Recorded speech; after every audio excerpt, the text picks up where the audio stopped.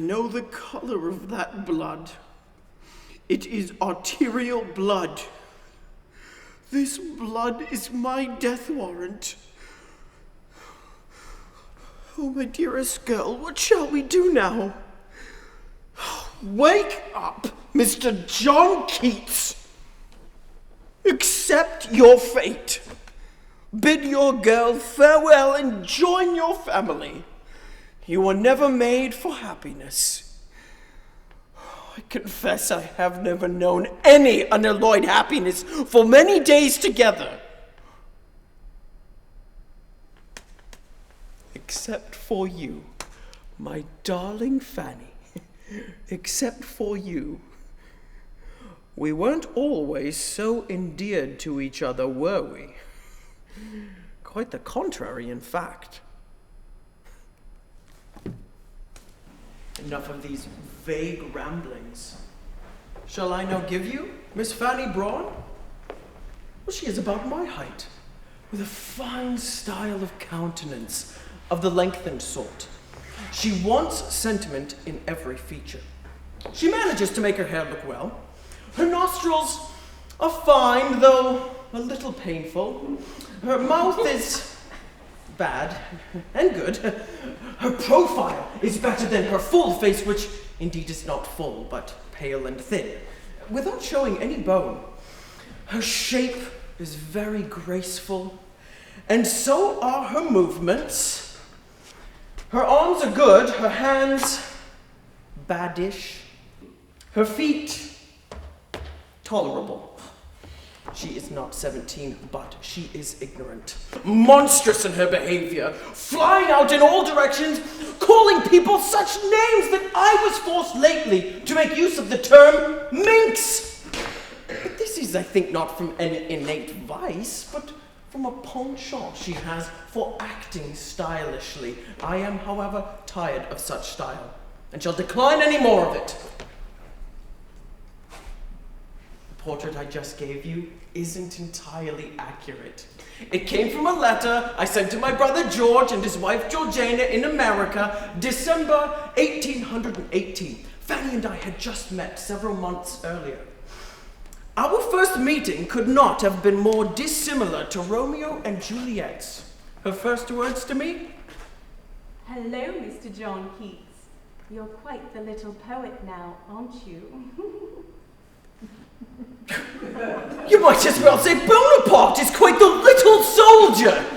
You see what it is to be under 6 foot and not a lord. Over the subsequent months we occasionally met. We would have little tiffs now and then, after which she would behave a little better. But I had no great affection for her. Her sincere inquiries into my poetry and into my brother Tom's health was what brought about the beginning of these warm feelings.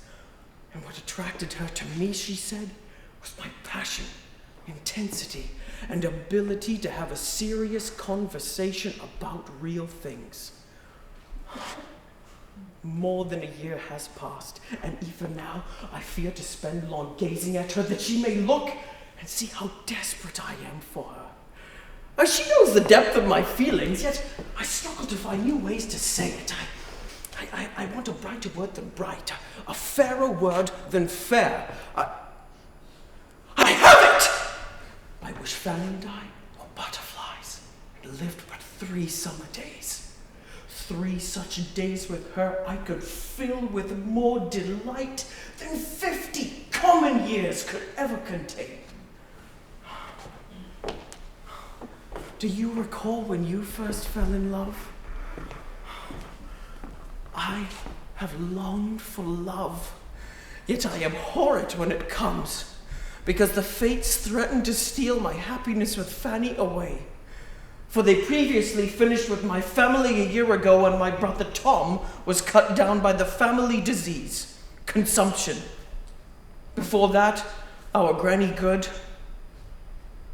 But the first time death visited us, it was to take father. When George and I were 7 and 8, we attended John Clark's school at Enfield, and father and mother visited regularly, often with the young ones. and we loved their visits, but hardly missed them when they left. Our schoolwork, along with our friends, which included Mr. Clark's son Charles, kept us occupied. One day, Father surprised us with a visit. Father, do you have any treaties, Father? Sweeties? Don't tickle, Father, I have been good. I have not been fighting George. No, you've been naughty. George has been the naughty boy, Father. Sorry. Oh, yes, Father. Oh, thank you, Father. Thank you.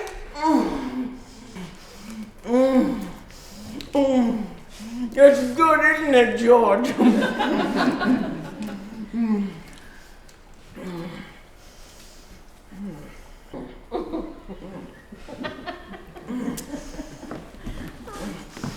Excuse me, Mr. Clark. Come along, Father, come along. Now this is where all us boys play together, but it is also where the Keats brothers fought the dragon. Oh, Father! Oh, I am toughened up. Oh no, Father, don't kiss me. George, help, Father's kissing me again. Oh, get Father, George. I'll save you, George! Come on, George. Oh! Father! I'm sorry, I did not mean to push you into the lake! Oh no, Father! Father, I'm sorry! Ah!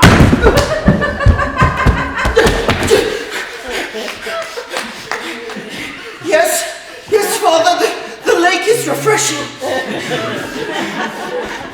Stop laughing at me, George! I can't hold George, Father!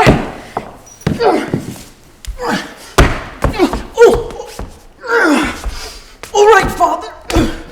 Stop squirming, George, you're going in! On the count of 3. All right. 1, 2... 3! George is all wet!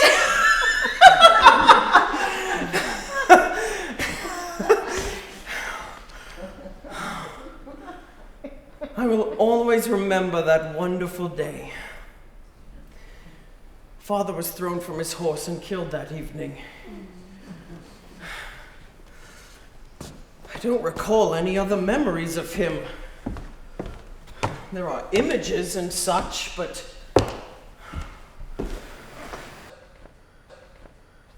pity. I would have liked to be better acquainted. He was only 30. Thomas Keats was buried on the 23rd of April, 1804, in the family vault of St. Stephen's Church.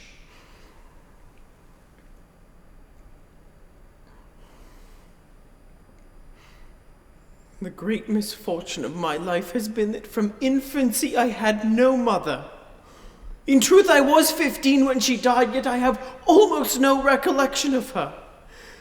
She was loving and present in the beginning. I only wished she had remained so after Father's death.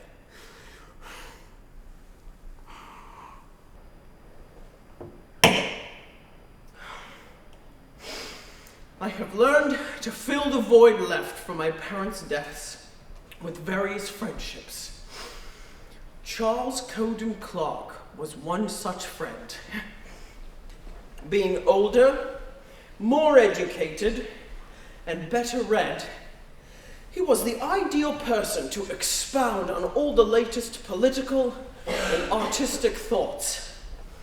Thanks to him and all the books we read, my mind was cultivated, challenged, and broadened. I think it is fair to say my first good poem came from one of our visits. It occurred 4 years ago during my medical apprenticeship at Guy's Hospital. Charles had recently informed me of his latest acquisition, George Chapman's translations of Homer, printed in 1616. He had proclaimed it to be the greatest translation of the Greeks that ever was and ever will be. And now the time had arrived for me to be introduced to this masterpiece. So, I completed my duties at the hospital with haste, all the while keeping a watchful eye out for Dr. Lucas, who often assigned extra work and shifts for the weekends.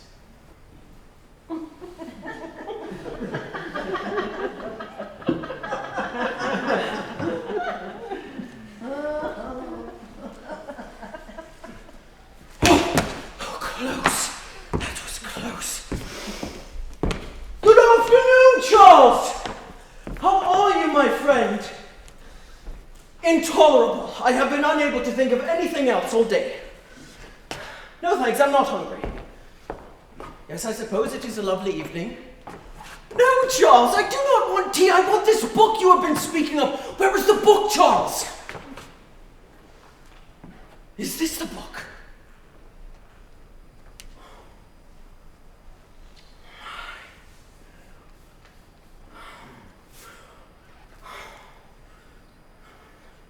The east and south winds jostled in the air. The violent zephyr and north-making fair rolled up the waves before them, and then bent Ulysses' knees.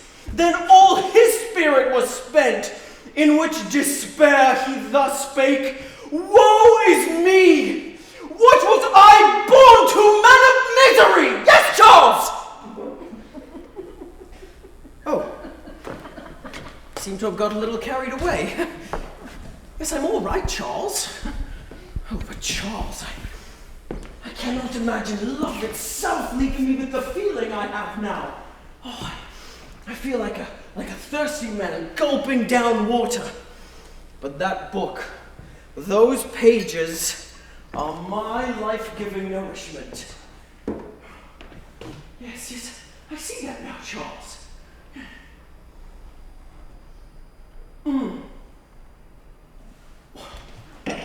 Charles, tell me it isn't so.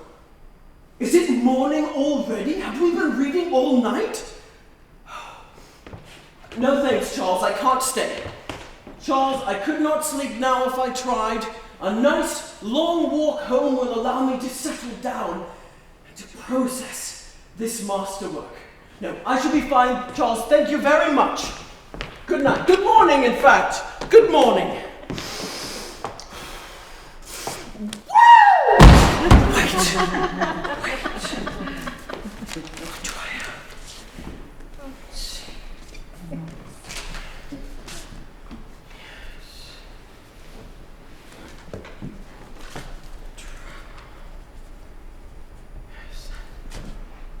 Oh, what a lovely morning. And the stars are still up, but that one's not a star. That's a planet. A planet. I must use that image.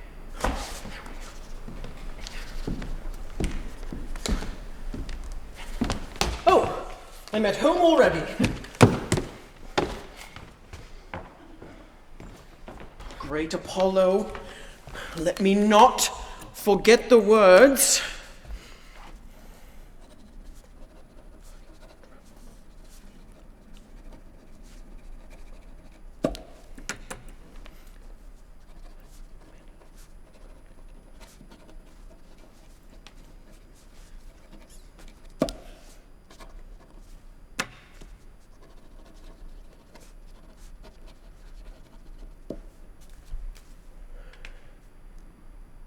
There, finished, except for not low-browed,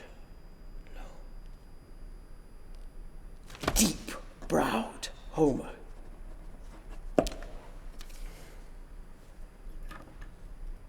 Much have I travelled in the realms of gold, and many goodly states and kingdoms seen.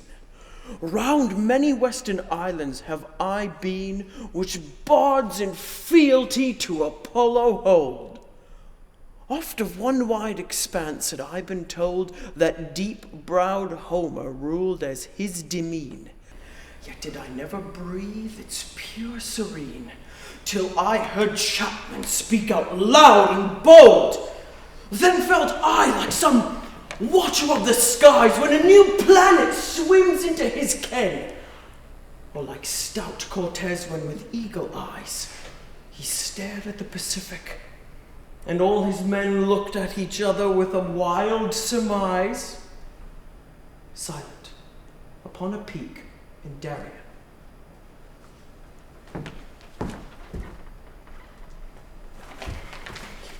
I shall send this to Charles, and it shall be a token of thanks for the previous evening.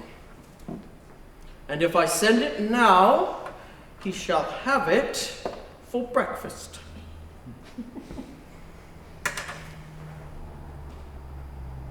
In no period of my life have I acted with any self-will but in throwing up the apothecary profession.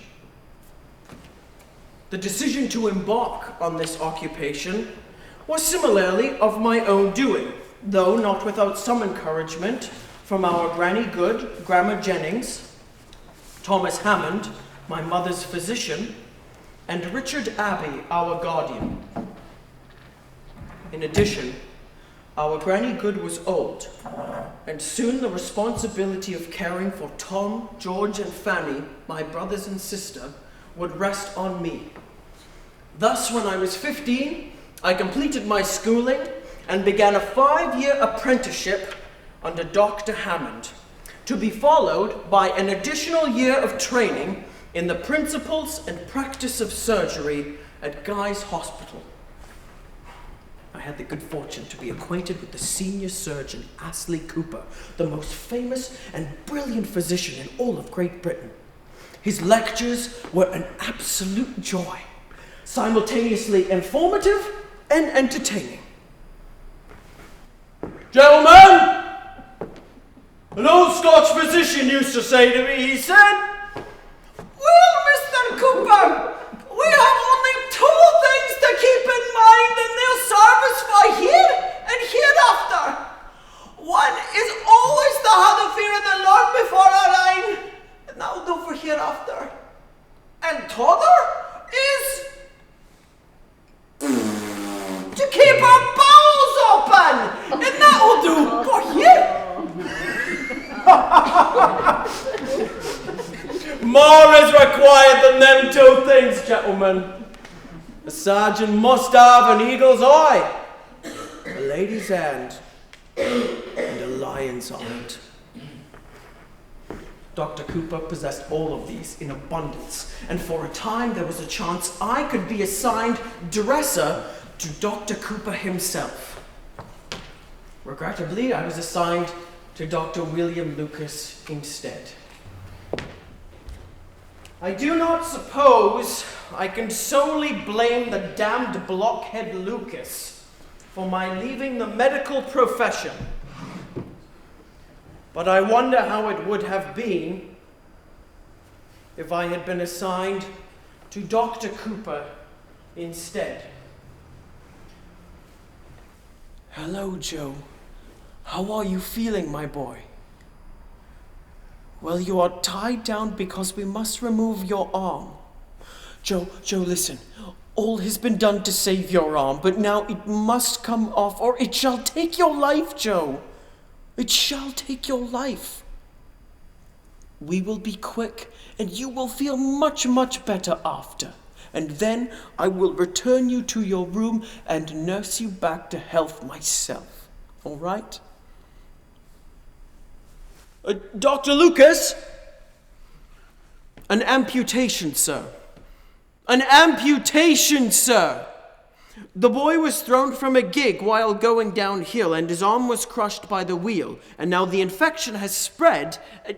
Yes, sir. Dr. Lucas, are you well? Are you well? Well, your hand is trembling. It will be no trouble to find another physician to operate. Yes, sir. All right, ready, Joe? Keep your eyes shut and do not look at your arm. What? It's not me, it's Joe! The boy you're cutting? Just a little longer, Joe. Stay strong. Yes, Dr. Lucas? You need to cut higher. Why did you not notice the infection had spread before you put the blade in, sir? Yes, sir. Keep your eyes shut, Joe, and do not look at your arm. I did sharpen the saw. No, wait, the bone doesn't need to be broken, Dr. Lucas. I can find another saw. Jesus! Joe? Joe! He's dead, Dr. Lucas! Yes, sir.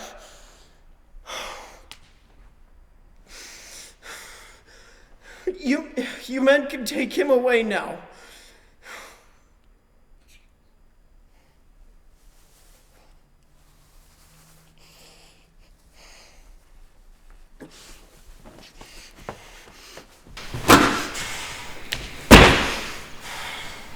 For all the advancements, the medical profession still seems to be taking its guidance from medieval physicians, and with as little success.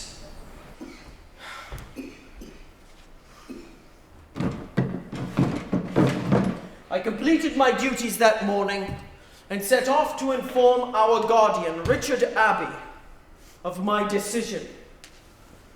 I could not cope with the ugliness and filth of the medical profession any longer.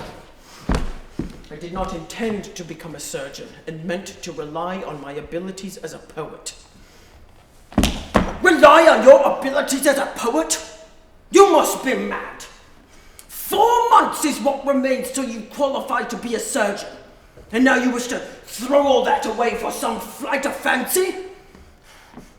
Rely on your... By the time I was your age, I had a successful business, was married, and a freeman of the city. Rely on your abilities? How senseless! What foolishness! I forbid this, John. I do not require your permission, sir. I am 21 and am now of age to access and spend as I choose my portion of grandmother's inheritance. No, I will succeed, Mr. Abbey. I know I possess abilities greater than most men. Good day to you, sir.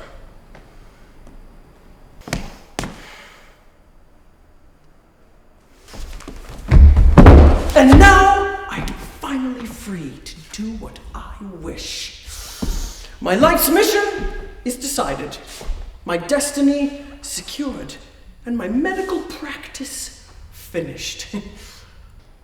My life has never been so uncertain, but I shall use any doubt that may creep in to intensify my resolve to prove myself right.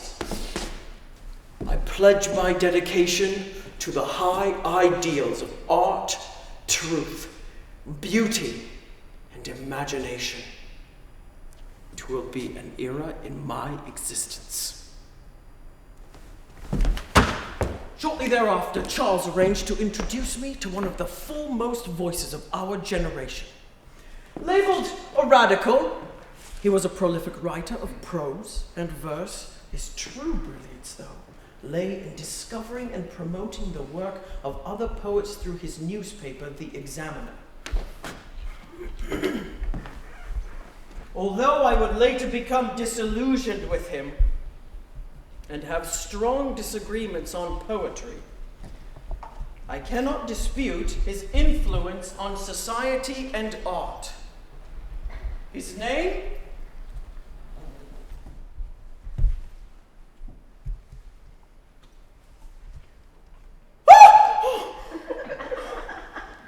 James Henry Lee Hunt. I first saw light in the village of Southgate in 1784. Due to my ill health as a child, somebody once told my mother that if I survived to the age of 15, I might turn out to possess a more than average amount of intellect, but that otherwise I stood a chance of dying an idiot. I leave it to the public as to which I became. 1808, my brother John and myself set up the Examiner. The main objects of the newspaper were to assist in producing reform in Parliament, a liberality of opinion in general, and a fusion of literary taste into all subjects whatsoever. Through my reading, I came to the conclusion that kings and princes bore a great share in the causes of many troubles plaguing the world. Since the British scepter was so unfortunately wielded at the time by the Prince Regent, the Examiner turned venomous, and the Attorney General's eye was swiftly upon the article, and we were soon before the court. I confess the article was bitter and contemptuous, yes. Therefore, in the legal sense, libelous, the more so inasmuch as it was very true. During the proceedings, we were secretly told that if we would abstain in future from commenting upon the actions of the royal personage, means would be found to prevent our going to prison. I need not add that these attempts at bribery disgusted us and were promptly declined. I accordingly put my countenance in its best trim, and wearing my best apparel, descended into the legal arena to be sentenced gallantly. The sentence of 2 years' imprisonment in separate jails and fines of £500 each was a heavy blow and a malignant insult to our love of liberty. More than a year has passed, and traces remain that haunt me from the time spent in my dungeon. But that is not for today, as I am anxiously awaiting the introduction of a talented young man whom Coden Clark is walking over. It is a wonderful world, Charles! Yes, it is! And this must be John Keats. John Keats. John Keats. John Keats. John Keats. John... I think I shall call you Junkets from now on, to commemorate the special relationship we are sure to have, yes? Are those your recent poems, Junkets? Follow me, you two. Come to the kitchen, for it has the best fireplace, and I delight in a fireside. It brings such a genial warmth to the room. Do you not agree? Mrs. Hunt and the children are out, so we shall not be interrupted. Help yourself to the fresh cakes and tea.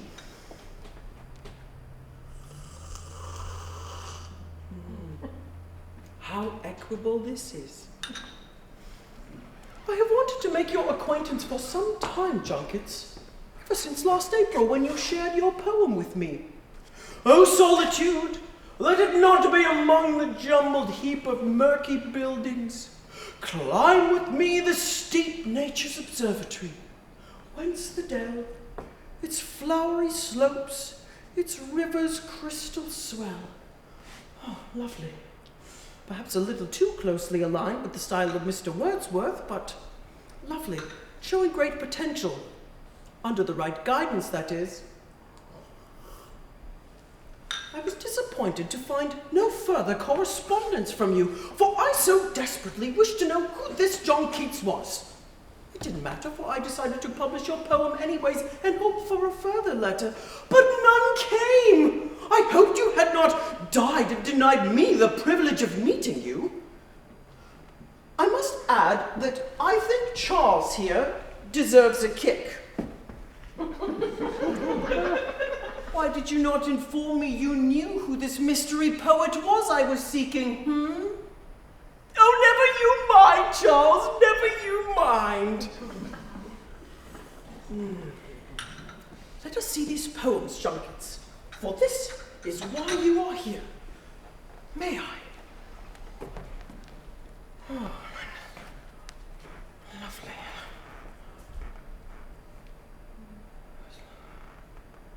Very nice, very nice. Yes. Written on the day that Mr. Leigh Hunt left prison. Thank you, John Keats. I shall save that, read it, and cherish it later. Oh. And other spirits there are, standing apart upon the forehead of the age to come. These will give the world another heart and other pulses. Hear ye not the hum of mighty workings? Listen a while, ye nations, and be dumb. Your early poetry had sparks of greatness, John Keats, but this is absolutely extraordinary! Contained within are passages of such beauty, Persian kings would fill a poet's mouth with gold.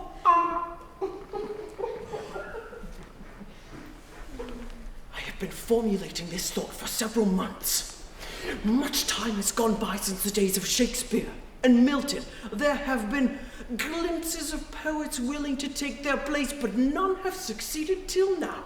Imagine with me a new school of poetry with an evident aspiration after real nature and original fancy, which would call to mind the finer times of the English muse. And who shall be in this group, you might ask? John Hamilton Reynolds, Shelley, and you, my friend. You three who promise to understand human nature so well will become the literary leaders of your generation.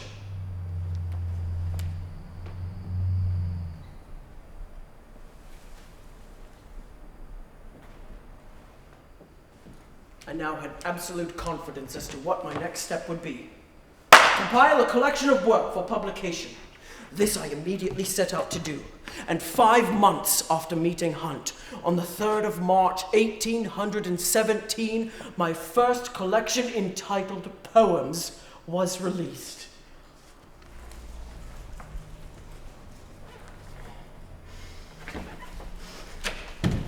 Friends! Britons! Countrymen! Lend me your ears. Mark this day. John Keats has arrived. Life has flung every impediment, yet here he stands, alive and creating. Watch as I blaze a trail to greatness you can only marvel at. I shared poems with Hunt and Hayden and received glowing reviews, and I expected this to continue. The truth is, Poems was read by some dozen of my friends who liked it, and some dozen who I was unacquainted with who did not. It was as if a pebble had dropped into a lake without a single ripple issuing forth. 6 reviews appeared, and the collection was ravaged on account of my being an uneducated and flimsy stripling, and because of my association with Hunt.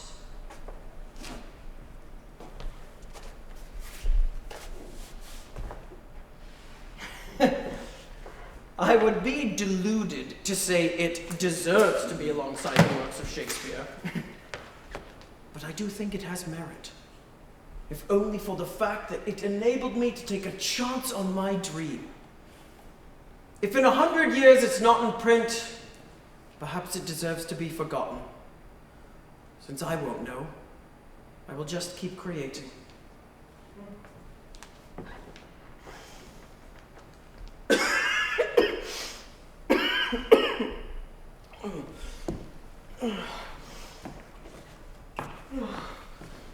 Oh, goodness me, it's morning already.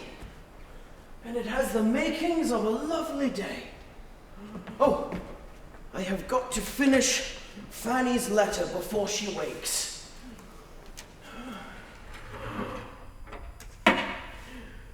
To my dearest girl, on the night previous, I suffered a severe hemorrhage due to my imprudently leaving off my great coat and catching cold on the ride home from the city. I think there is a core of disease in me not easy to pull out. Should this be so, I may be required to take up residence in Italy to re-establish my health. Another cold, wet, uncertain English winter could put an end to me. When Brown returns, I'll request he fetch...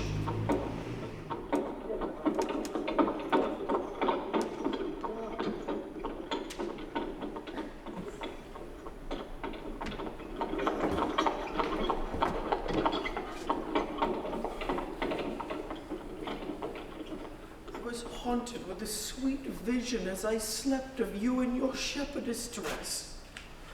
How my senses ached at it. How my heart was devoted to it. How my eyes were full of tears at it. Only to awake to the sounds of you going to town again with your silly friends who no doubt dislike me and disapprove of our courtship. My head is puzzled as to why you ally yourself with such ones. You know of the lengths I have gone through with such friends as Brown, rebuking him for his words and actions towards you. In truth, he is a good sort of man, but even now I feel the effect of every one of his remarks at my side.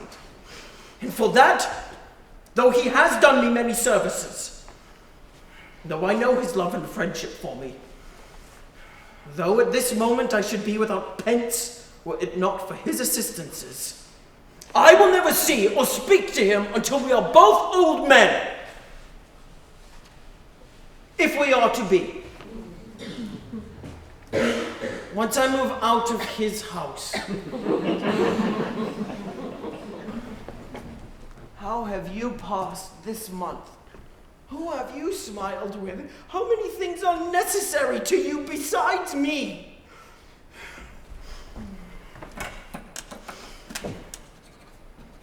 If you still behave at parties as I have seen, I wish this coming night be my last. You may call this talk madness, but you fail to recognize the seriousness of the situation or my feelings. Ask yourself, how many unhappy hours Keats has caused you in loneliness? I have been a martyr the whole time. If we live, we must not live as other men and women do, for I cannot brook the wolf's bane of fashion, foppery, and tattle. Be serious. Love is not a plaything. You must be mine to die upon the rack if I want you.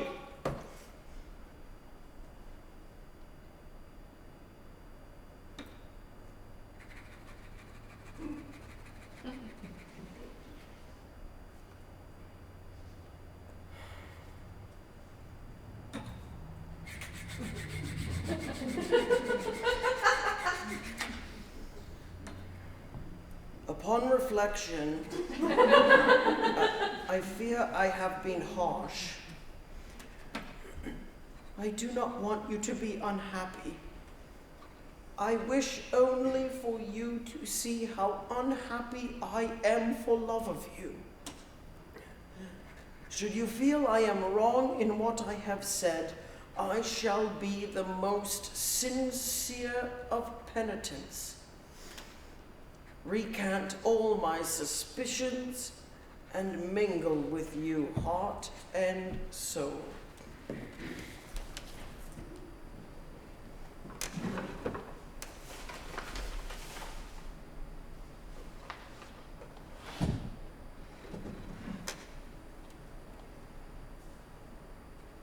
As a token of these feelings, I am enclosing a special gift I have been working to perfection for you.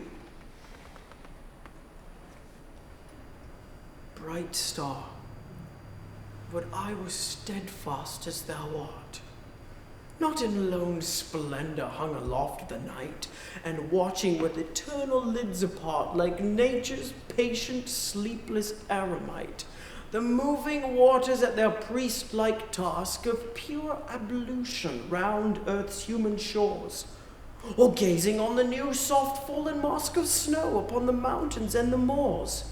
No, yet still steadfast, still unchangeable, pillowed upon my fair love's ripening breast, to feel forever its soft swell and fall, awake forever in a sweet unrest, still to hear her tender taken breath, and so live ever, or else swoon to death.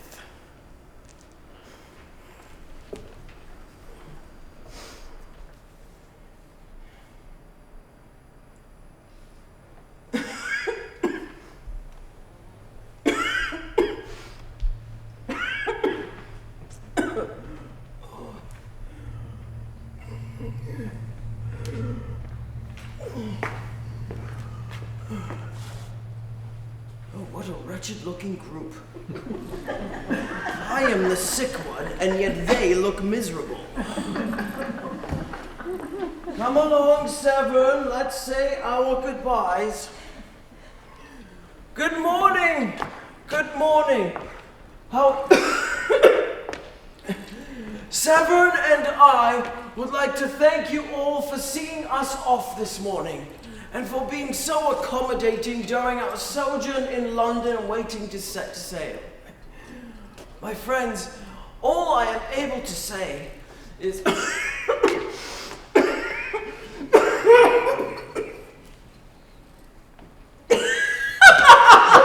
at your faces! Why so melancholy?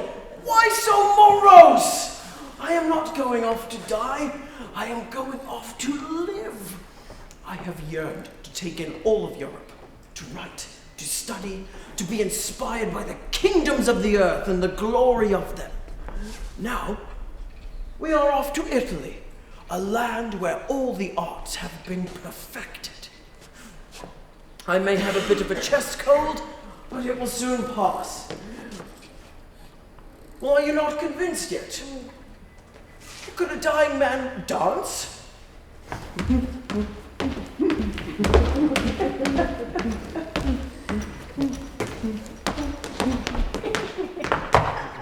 Or could a dying man sing? Youth's the season made for joys, love is then our duty. She alone who that employs well deserves her beauty. Let's be gay while we may, beauty's a flower despised in decay. Youth's the season made for joys, love is then our duty. And above all, would a dying man leave behind the woman he loves? Rejoice, please, at our going away, and to the grand adventures we are sure to have. Oh, the ship is about to set sail. No time for long goodbyes. Farewell, and be sure to write to us, all of you. Come along, Severn. We must secure our belongings for the voyage.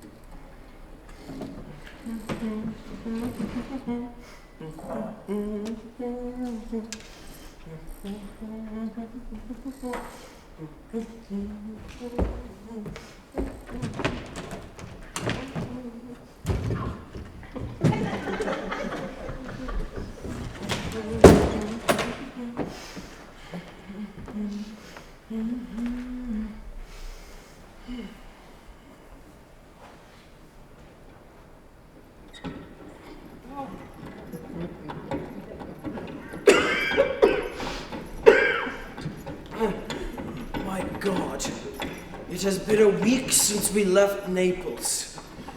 First we were quarantined 10 days on the ship when we arrived. Then we had to contend with Naples, which was noisy, squalid, and under military rule. And now we have this journey with its villainously coarse food, accommodation, horribly slow speed.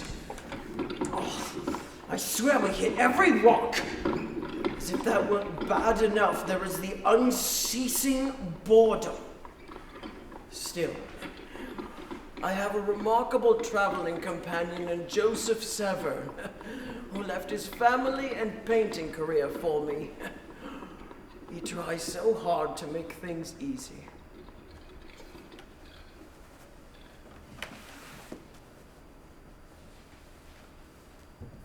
Keats, Keats! If you give a little jump when the carriage hits something, you can really fly. Watch!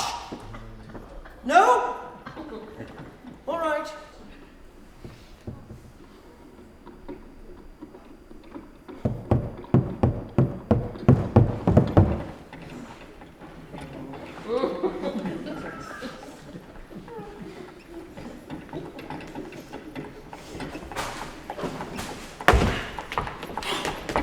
What an unusually fine day!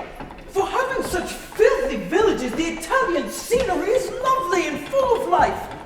Keats, Keats, you have goats, livestock, water buffalo, and sheep all grazing about.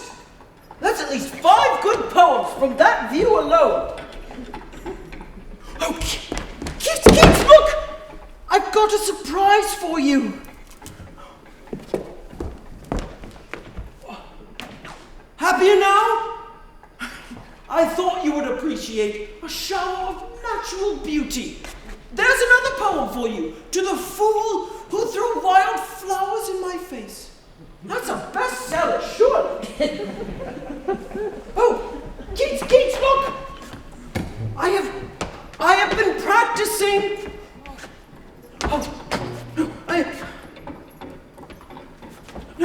I'm getting better, Keats. I'm getting better.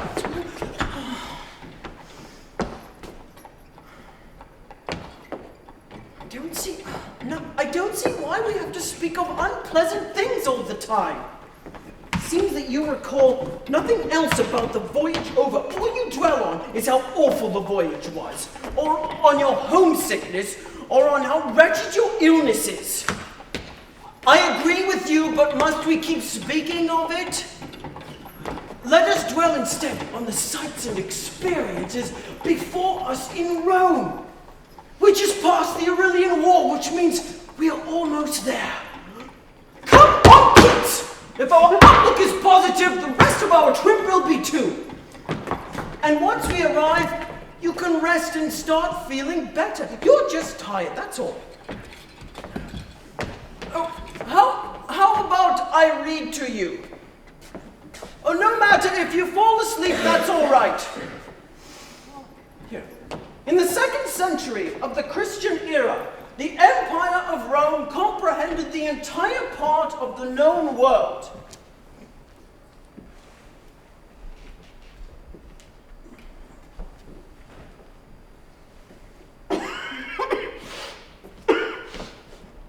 Oh, my, this is rather nice.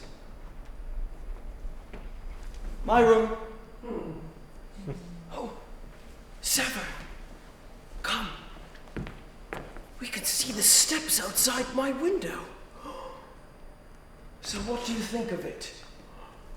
It is expensive, but considering its location and the fact that Dr. Clark resides across the street, I think it's worth it. And I love the beauty and busyness of the area, with its strange-looking fountain, flower cellars, carriages for hire, socializing throngs, and look, artist models keen to shed their clothes for you to paint, Severn. Oh, right. I am the sick one, remember. Come, let's unpack so we can walk around a little before Dr. Clark returns to inspect me. Yes, I will be fine.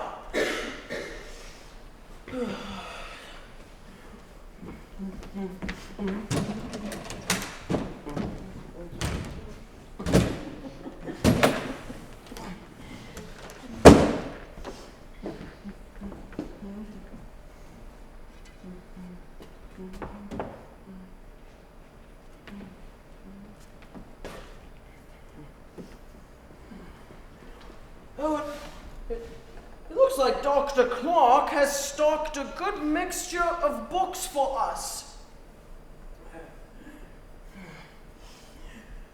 What do we have here? Oh, Robert Burns, very good.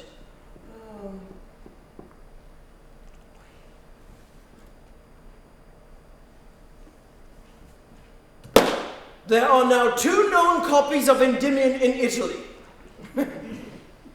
Besides these, I also know of one on a camel's back in the plains of Egypt with Ritchie, and another in the wilds of America with George.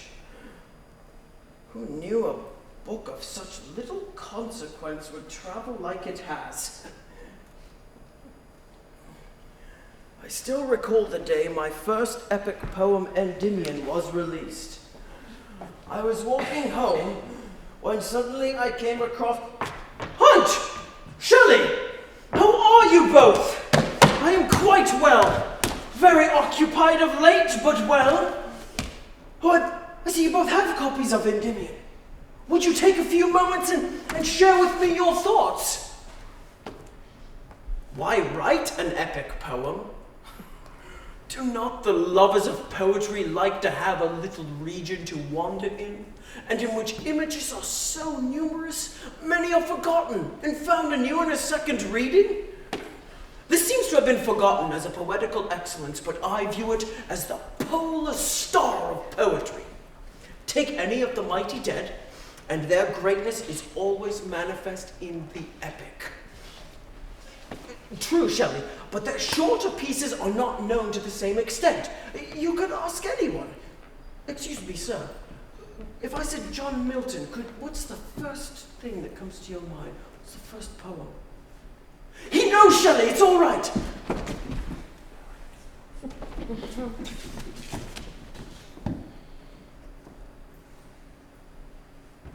Paradise Lost! Thank you, sir.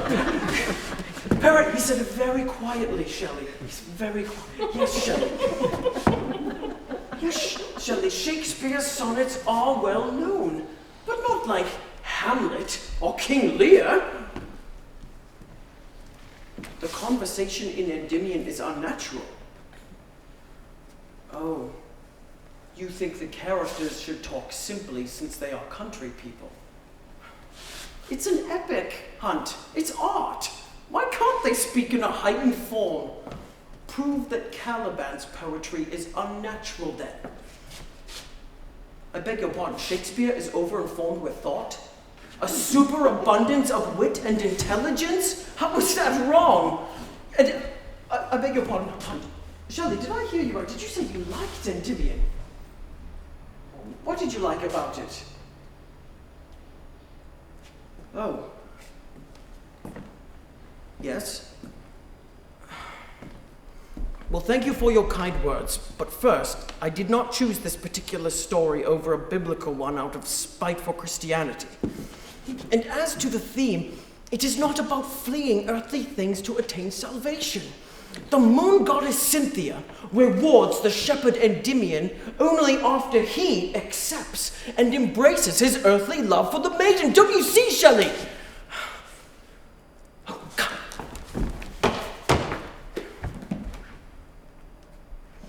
Come, both of you. A thing of beauty is a joy forever. Its loveliness increases. It will never pass into nothingness. Beauty is truth. Truth, beauty. What is more simple and beautiful than this?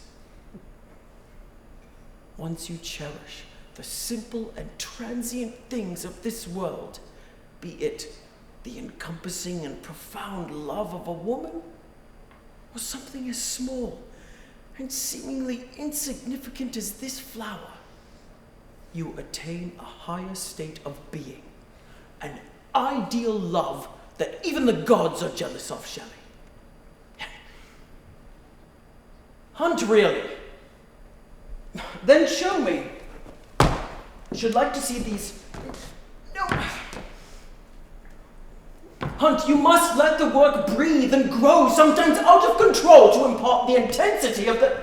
Yes, intensity. The excellence of every art is its intensity.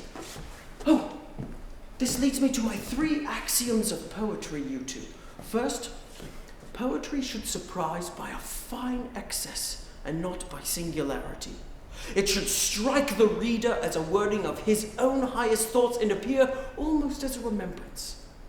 Second, its touches of beauty should never be halfway, thereby making the reader breathless instead of content.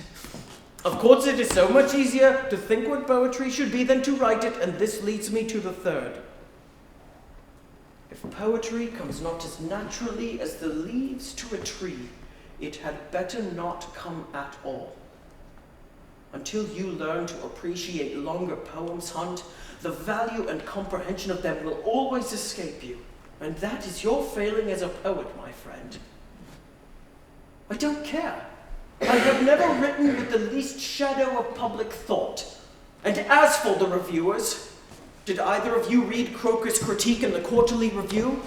The fool stated in the second sentence that he had never read Endymion, but pronounced it rubbish. Why? Because I'm a disciple of the Cockney School, with you as the headmaster, Hunt. So don't you dare equate bad reviews and poor sales as evidence of weak poetry. Our association has damned me in the press because of your politics, Hunt. Well, it's been a joy, but I have an appointment with Hayden.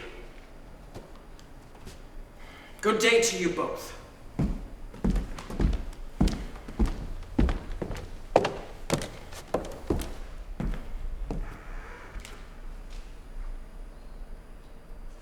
I was never afraid of failure, for I would sooner fail than not be among the greatest.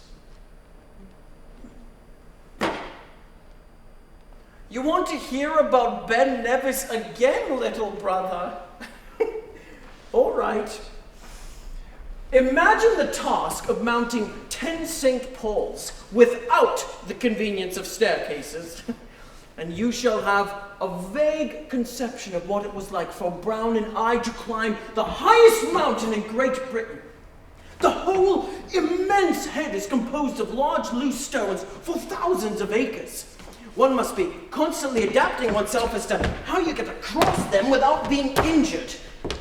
Oh, Tom, I forgot to tell you. There was one, Mrs. Cameron, of 50 years of age, and the fattest woman in all Inverness-shire who got up this mountain some few years ago. True, she did have her servants, but she also had herself and all that.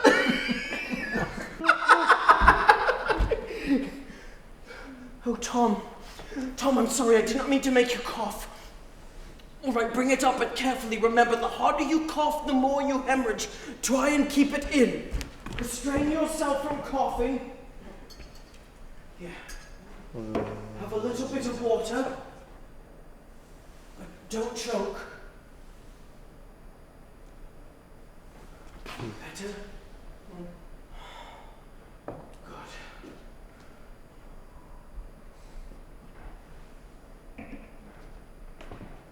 After such an attack, rest is the best remedy to help recover your weakened constitution. So I shall read you to sleep. Tom, stop with the goodbyes and thank yous every time you're about to sleep. I am not going to let you give up, so stop wasting your energy on sentiment. You always were, Sap. Yes, you were. Yes, you were. No arguing. I'm right because I'm oldest.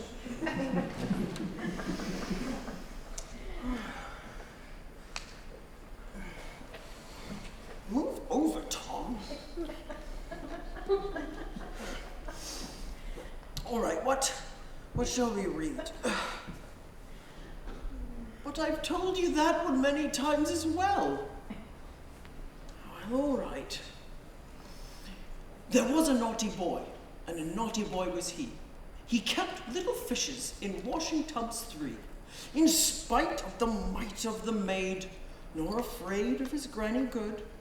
He would often hurly-burly get up early and go by hook or crook to the brook, And there he would bring home miller's thumb, tittlebat, not over fat, minnows small as the stole of a glove, not above the size of a nice little baby's little finger.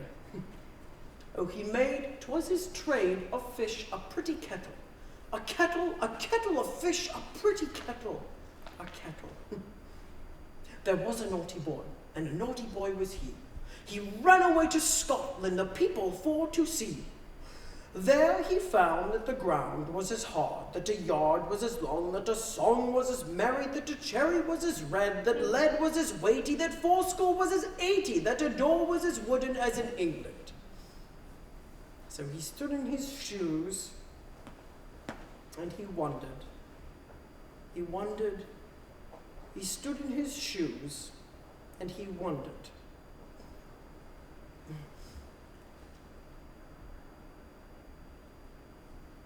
Tom?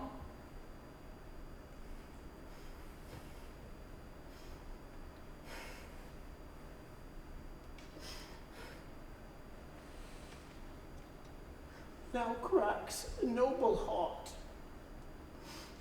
Good night, sweet prince, and flights of angels see thee to thy rest.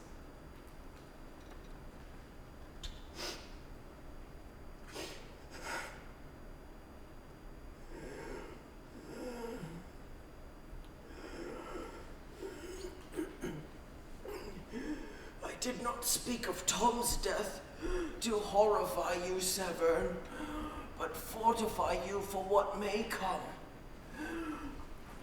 But before I continue, I should like to know, are you here to stay?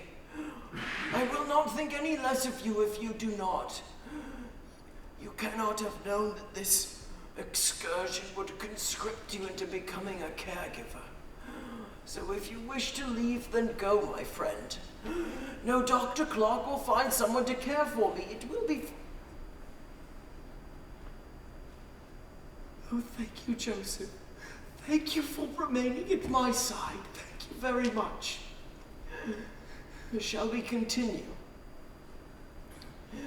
If I should die, all of Fanny's gifts are to be buried with me. Her letters are to be buried inside my coat, on top of my heart. The cornelian stone should be in one hand, and our engagement ring in the other. And I should like something engraved. Here lies one whose name was writ in water. Nothing else is to be engraved on my tombstone, Severn, not even my name. Here lies one whose name was writ in water. Those are my wishes. Will you carry these out should you need to? Good boy. Oh, fresh flowers. Miss Egletti must have brought them in.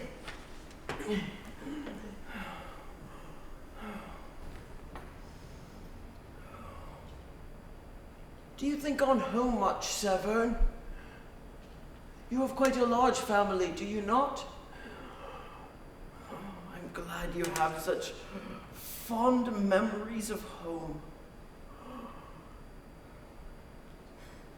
Don't ask, Severn, please. Because the thought of leaving Miss Braun is beyond everything horrible. Everything I have of hers in my trunks goes through me like a spear. The silk lining she put in my traveling cap scalds my head.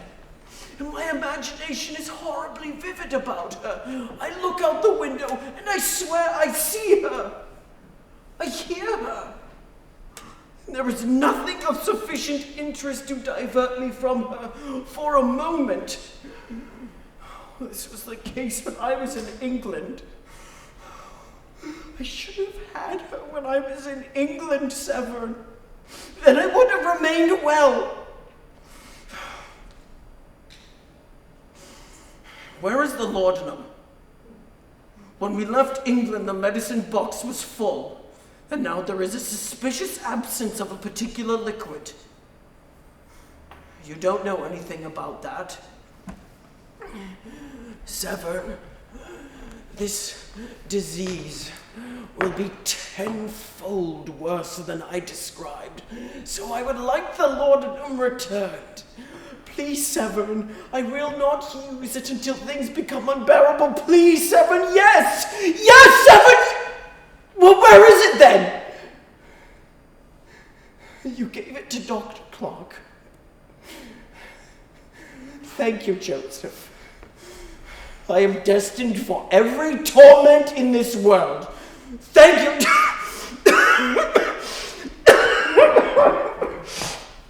Get your hand.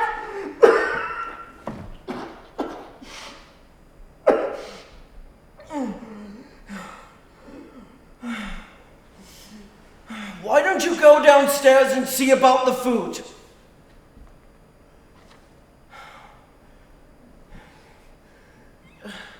Thank you, Joseph. John. My beloved John. John.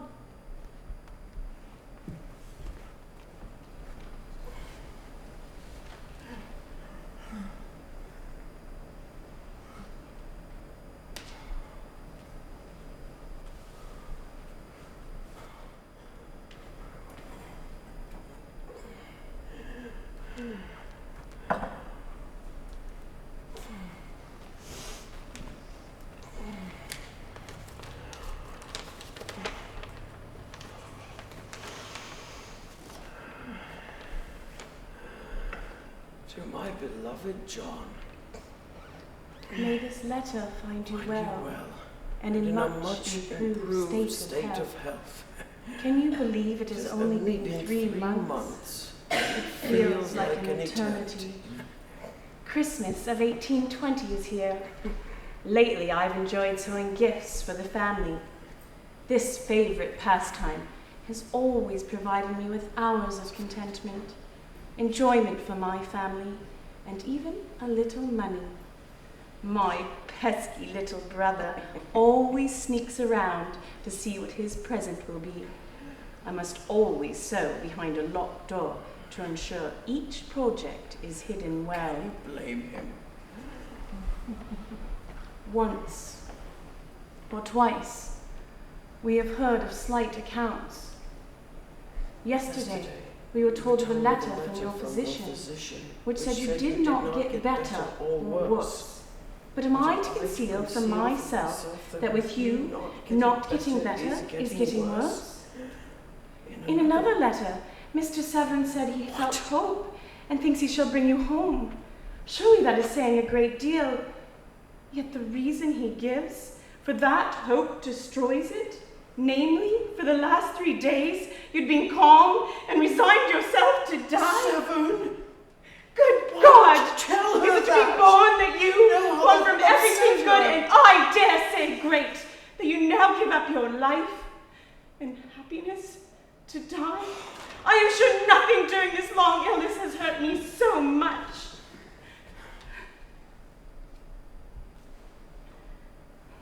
My mind keeps returning to August of last summer, when you resided with me and my family. Those few weeks before you left for Italy. Italy. How grateful we were to your mother for inviting you to stay.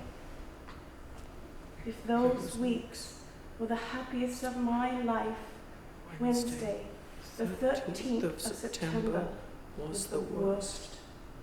I could not sleep. I crept to your room and peered through the crack of the door. You were also awake, staring at the ceiling and in deep thought. I bashfully opened the door and you said, "Come here, my love."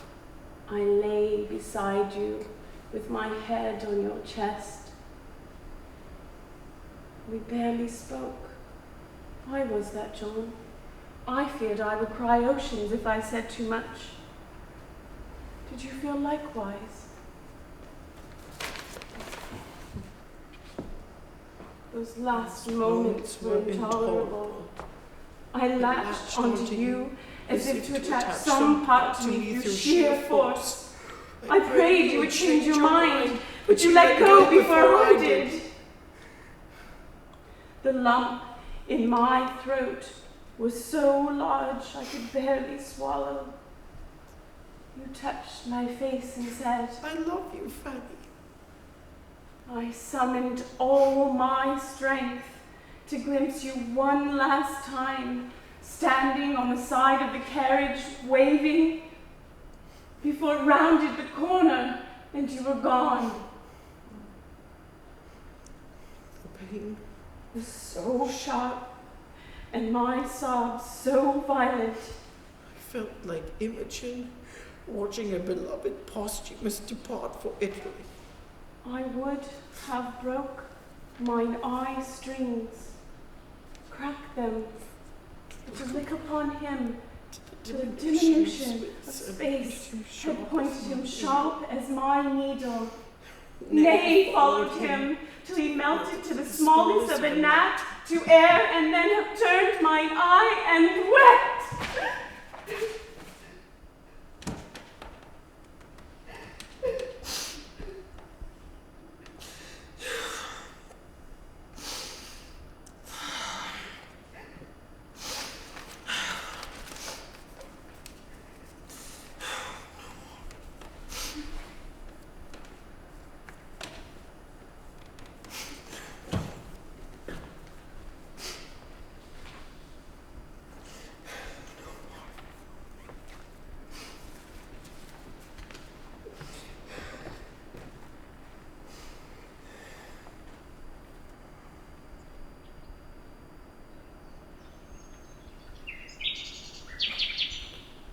Well, how are you, my little night songstress?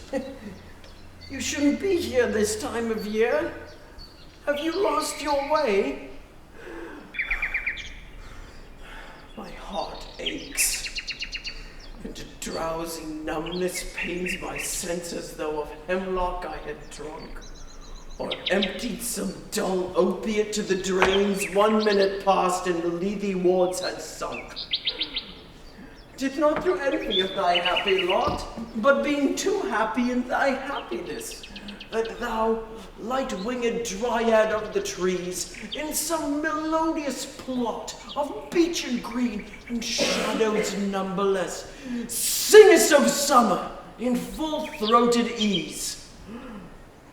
Oh, for a draught of that vintage that hath been cooled a long age in the deep delved earth, tasting of flora and the country green, dance and provincial song and sunburnt mirth.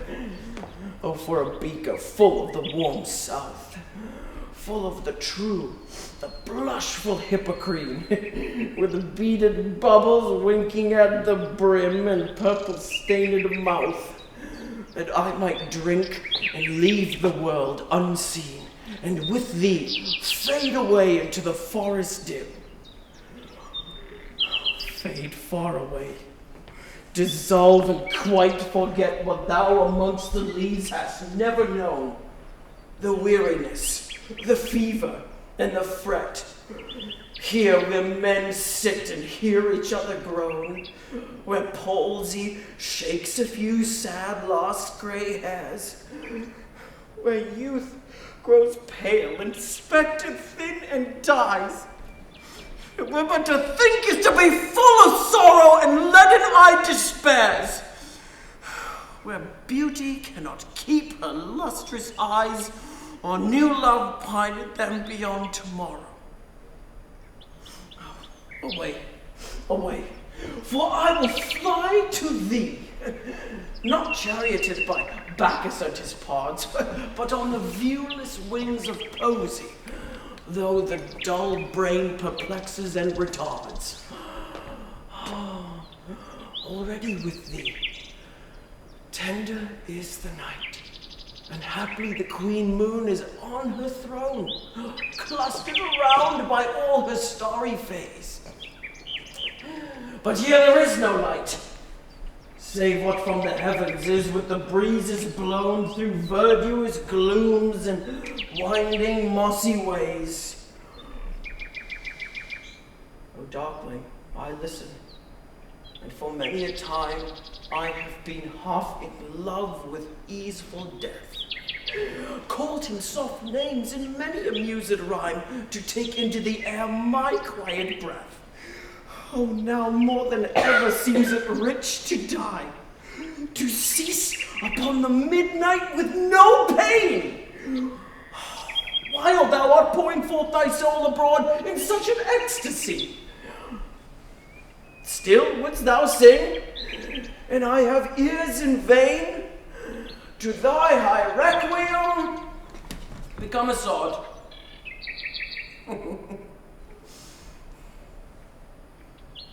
Thou wast not born for death, immortal bird. No hungry generations tread thee down. The voice I hear this passing night was heard in ancient days by emperor and clown. Perhaps the self-same song that found a path through the sad heart of Ruth, when sick for home she stood in tears amid the alien corn. The same that oft times hath charmed magic casements opening on the foam of perilous seas and fairy lands forlorn. Forlorn. The very word is like a bell to toll me back from thee to my sole self. Adieu. The fancy cannot cheat so well as she is famed to do, deceiving elf. Adieu. Adieu! Thy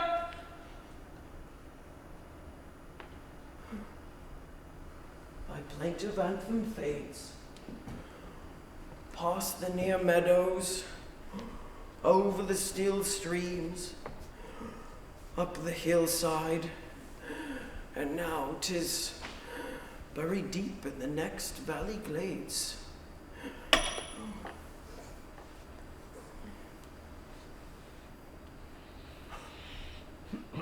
Was it a vision or a waking dream? What is that music? Do I wake or sleep?